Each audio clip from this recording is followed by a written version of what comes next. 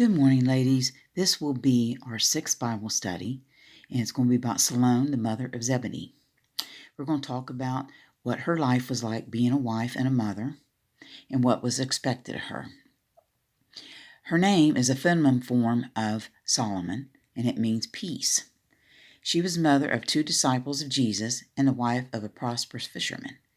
Salome herself was a devoted follower of Jesus, but she shared the same common misconception that the Messiah would drive out the Romans and establish a literal kingdom in Palestine.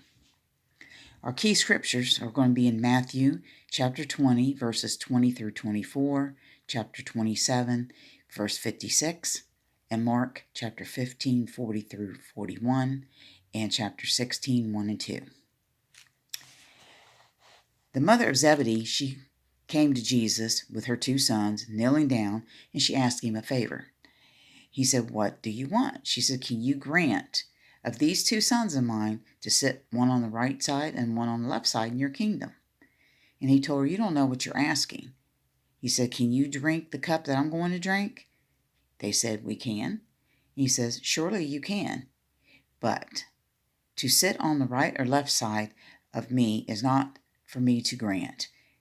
Those places belong to those who have been prepared from my Father." And that is Matthew chapter 20, verses 20 through 23.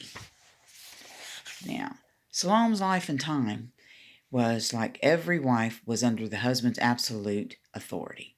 When a man decided to marry a woman, the meaning of that phrase was closer to becoming the master of a wife. But even though a woman's position in the household was one of self-servancy to the husband, she was still a higher position than any other person in the household. A woman's principal duty back in those days was basically to have a family, preferably to boys to ensure the family financial future. Mothers generally nursed their youngsters until they were around 3 years old, and during that time the husband and wife abstained from sex, so the wife, that would be a type of form of birth control for her, and also it gave her time to devote to her smallest child. The mothers had total care of their children, both the sons and the daughters, until they were around 6 years old. Then the children helped with the mother's household tasks, and she taught them basic lessons on their culture. And after 6 years of age, the sons went with the dads, and he would teach them the family business.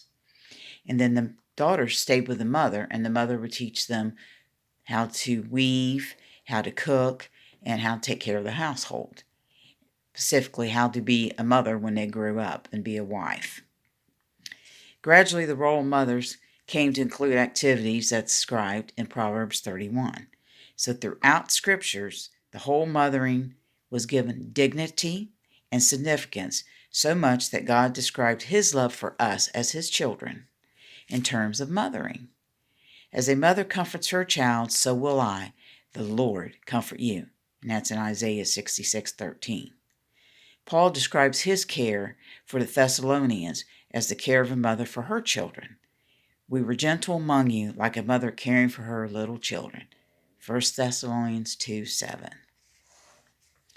So, when you find yourself lost in chaos and times of cluttering and children just rampant all over the house, remember the most important part you play in their world is keeping them safe and happy.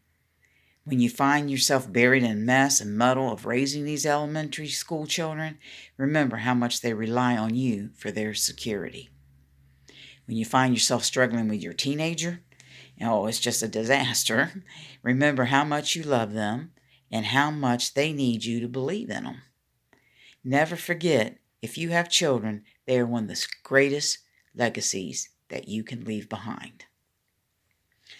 So now our question time would be, what did James and John's mother really want when she was asking Jesus could they sit the right or left side of him?